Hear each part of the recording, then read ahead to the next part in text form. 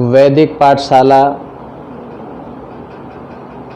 सामाजिक और आध्यात्मिक विचारों से युक्त इस चैनल पर जुड़ रहे सभी स्नेही जनों को वैदिक अभिवादन, सादर नमस्ते। मित्रों, हर व्यक्ति जीवन में सुखी होना चाहता है, लेकिन सुख का सर्वप्रथम प्रमुख आधार क्या है? वो है स्वस्थ शरीर। इसलिए कहावत है, पहला सुख निरोगी काया। जो व्यक्ति निरोगी है वही संसार के पदार्थों का उपभोग करते हुए भौतिक सुख, और जो व्यक्ति निरोगी है वही एकांत स्थान पर ध्यानचित अवस्था में उपासना के द्वारा परमात्मा के आनंद की अनुभूति या ये कहो योग का सुख प्राप्त कर सकता है। तो निरोगी काया सब सुखों का आधार है, लेकिन इस निरोगी काया को प्राप्त करने के लिए हमारी दिनचर्या व्यवस्थित होनी चाहिए। प्रत्येक साधक उपासक परमात्मा से प्रतिदिन प्रार्थना करता है, समर्पण भाव से प्रार्थना करता है, हे ईश्वर दयानिधे भवत कृपया अनेन जपोपासनादि कर्मणा धर्मार्थ काम मोक्षाणाम सद्यः सिद्धिर्भवेन्न। तो इस सुक्ति में परमात्मा से मानो भक्त प्रार्थना कर रहा है, हे दयानिधे, हे दया के भंडार परमेश्वर, भवत कृपया, आपकी कृपा से, जपोपासना आदि कर्मणा, जप उपासना आदि श्रेष्ठ कर्म के द्वारा धर्मार्थ काम मोक्षाणाम सद्यः सिद्धिर्भवेन, धर्म अर्थ काम मोक्ष की सिद्धि हमें शीघ्र प्राप्त हो। तो धर्म का अर्थ है सत्य और न्याय का आचरण, और अर्थ का है धर्म से जो पदार्थ हमें प्राप्त हुए हैं उनका उपभोग, और काम का अर्थ है धर्म और अर्थ से जो इष्ट भोगों का हम सेवन करें, और मोक्ष जो है सब दुखों से छूटकर सर्वदा सब जगह आनंद में रहें। तो ये भाव है, यानी मनुष्य का जीवन हमें इन चार पदार्थों की पुरुषार्थ चतुष्ट, इन चार पदार्थों की प्राप्ति के लिए ही प्राप्त हुआ है। तो पुनः सुनेंगे, धर्म का आचरण, धन का उपार्जन, सांसारिक सुखों का उपभोग और ईश्वर की प्राप्ति। ये जीवन के चार उद्देश्य हैं, और ये उद्देश्य किसके पूर्ण होंगे? जो स्वस्थ है, जिसके शरीर में बल है। तो स्वस्थ शरीर हीन सुखों की प्राप्ति कर सकता है या अपने लक्ष्य की प्राप्ति कर सकता है। तो स्वस्थ शरीर में स्वस्थ मन रहता है, और रोग या दुर्बलता अधिकतर हमारी असावधानी से। यदि हम रोगी हैं तो हम जीवन में जागरूक नहीं हैं, आहार के प्रति, विचार के प्रति, व्यवहार के प्रति। असावधानी के कारण व्यक्ति रोग से ग्रस्त होता है, या फिर पापों का फल है, कोई कर्म अच्छे नहीं हुए। तो इसलिए प्रत्येक व्यक्ति का कर्तव्य है कि वह हर संभव उपाय करे। उठते ही सबसे पहला चिंतन शरीर की उन्नति का होना चाहिए, उठते ही। यानी आप प्रतिदिन उठते ही 24 घंटों में से कुछ समय इस शरीर के लिए प्रदान करें, इस शरीर की साधना करें, प्राण साधना करें, आत्मिक साधना के लिए उपासना करें। तो हम इस शरीर का यथासंभव, क्योंकि यही समय शरीर की वृद्धि का है, और युवावस्था में तो और जागरूक होने की आवश्यकता है। यदि हम युवा बाल्यावस्था में ही शरीर का ध्यान रखने लग जाते हैं, अपनी दिनचर्या को अच्छा बना लेते हैं, तो हम बाल्यावस्था का, युवावस्था का लंबे काल तक आनंद लेते हुए वृद्धावस्था में भी बीमार नहीं होते, और हमारे जीवन की यात्रा चलते फिरते प्रसन्नता से पूर्ण होती है, उद्देश्य पूर्ण होती है। इसलिए स्वास्थ्य की परिभाषा स्वस्थ कौन है? तो बहुत सुंदर परिभाषा सुश्रुत संहिता में हमें मिलती है, उस सुश्रुत संहिता का एक श्लोक आपके बीच में रखना चाहता हूँ, और वो श्लोक है समदोषः समाग्निश्चः समधातु मलक्रियः प्रसन्नात्मेन्द्रियमनः स्वस्थ इत्यभिधीयते। तो श्लोक क्या कह रहा है, सुश्रुत शास्त्र क्या कह रहा है? तो पहले शब्द इसमें कहा समदोषः, जिसके वात पित्त और कफ तीनों दोष समान हैं। और कहा समाग्निश्च, जिसकी जठराग्नि अच्छी प्रदीप्त हो रही है, जठर पेट को कहते हैं, और इसमें भी एक अग्नि है। जो हम खाते हैं उससे धातुएं बनती हैं, रस बनता है, मेद बनता है, मज्जा वीर्य आदि 7 धातुओं का निर्माण होता है। तो 2 बातें कह दी, समदोषः जिसके वात पित्त कफ तीनों दोष समान है।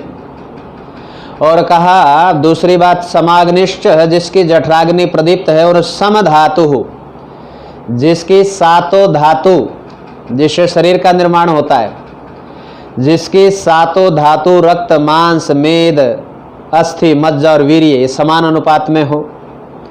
और कहा मलक्रिय, जिसकी मल मूत्र की प्रवृत्ति समुचित रूप से दोनों समय होती हो, मल का निष्कासन ठीक होता हो, मूत्र का निष्कासन ठीक होता हो।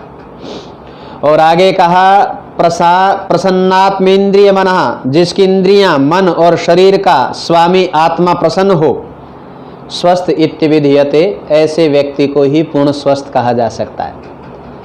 अब आप इन जो मैंने स्वस्थ शरीर के लक्षण बताए हैं, हम अपने ऊपर उसका निरीक्षण करें। यदि वात पित्त कफ तीनों समान हैं, यदि हमारी जठराग्नि अच्छी प्रदीप्त है, और हमारी धातुओं का समुचित अनुपात में निर्माण हो रहा है, मल और मूत्र का ठीक विसर्जन हो रहा है, हमारा इंद्रियां मन शरीर का स्वामी जो आत्मा है वो प्रसन्न चित्त है, तो हम पूर्ण स्वस्थ हैं। यही स्वास्थ्य की परिभाषा है। यहाँ शरीर के साथ मन बुद्धि और आत्मा, इनके स्वास्थ्य की भी चर्चा की गई है। तो इस बात पर आप विचार करेंगे।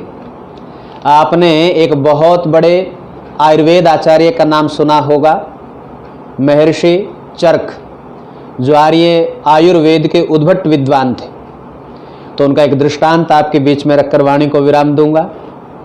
तो एक बार आचार्य, हमारे आयुर्वेद आचार्य विद्वान ऋषि मनीषी आचार्य चरक अपने शिष्यों की परीक्षा लेने का विचार उसके मन में आया। तो महर्षि चरक एक वट वृक्ष की पत्तों की छांव कहो, जिसको हम संस्कृत में कोटर कहा जाता है, उसमें छिपकर बैठ जाते हैं और अपने आने जाने वाले छात्रों पर एक वाक्य बोलते हैं और एक ध्वनि निकालते हैं, कौर रुक कौर रुक कौर रुक। अर्थात रोगी कौन नहीं, अर्थात स्वस्थ कौन है। कई विद्यार्थी सुनते हैं और उसे अनसुना करके निकल जाते हैं, लेकिन उसी समय उनका एक प्रिय शिष्य प्रबुद्ध छात्र वाग्भट भी आ रहा था। तो उसने उस ध्वनि को सुना, कौर रुक कौर रुक कौर रुक, 3 बार उस ध्वनि को सुना और उस प्रश्न का 3 शब्दों में उत्तर दिया, हितभुक मितभुक रितभुक, कि जो अपने शरीर की प्रवृत्ति के अनुकूल भोजन करता है, ऋतुनुसार भोजन करता है, उचित मात्रा में भोजन करता है, वही स्वस्थ है। तो इन्हीं आचार्य ने स्वस्थ रहने के लिए कहा और स्वास्थ्य का एक लक्षण बता दिया कि हम स्वस्थ कैसे रहें। यदि आप लोग भी स्वस्थ रहना चाहते हैं तो दिनचर्या को व्यवस्थित करें। और उसमें एक आचार्य ने बहुत सुंदर संकेत किया है, नित्यम हित आहार विहार सेवी समीक्षकारी व्यसनेश वक्तः दातः समः सत्यपरः अक्षमावान तोपसेवी च भवत्य रोगः। तो श्लोक कह रहा है चरक शास्त्र का कि जो नित्य प्रति नित्यम हित आहार विहार, जो नित्य प्रति हितकारी आहार विहार का सेवन करता है, आहार समय पर लेता है, हितकारी लेता है, पुरुषार्थ की कमाई का लेता है और प्रतिदिन विहार भ्रमण आदि करता है, व्यायाम आदि करता है, जो नित्य प्रति आहार विहार का सेवन करता है और प्रत्येक कार्य उसके परिणाम पर विचार करके करता है कि मैं जो कार्य करने जा रहा हूँ उसका परिणाम हितकारी होगा कि दुखकारी होगा, लाभ देने वाला होगा कि हानि देने वाला होगा, सुख देने वाला होगा कि कष्ट देने वाला होगा।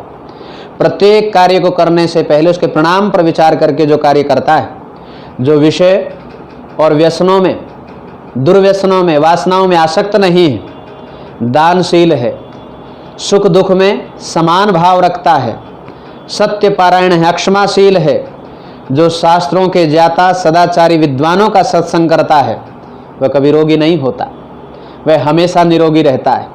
और अन्य जो रोगी व्यक्ति हैं उनको भी निरोगी बनाने का प्रयास करता है। तो इसलिए सदा वो स्वस्थ रहता है। तो हमारा शरीर नियमित एवं व्यवस्थित दिनचर्या से स्वस्थ रह सकता है।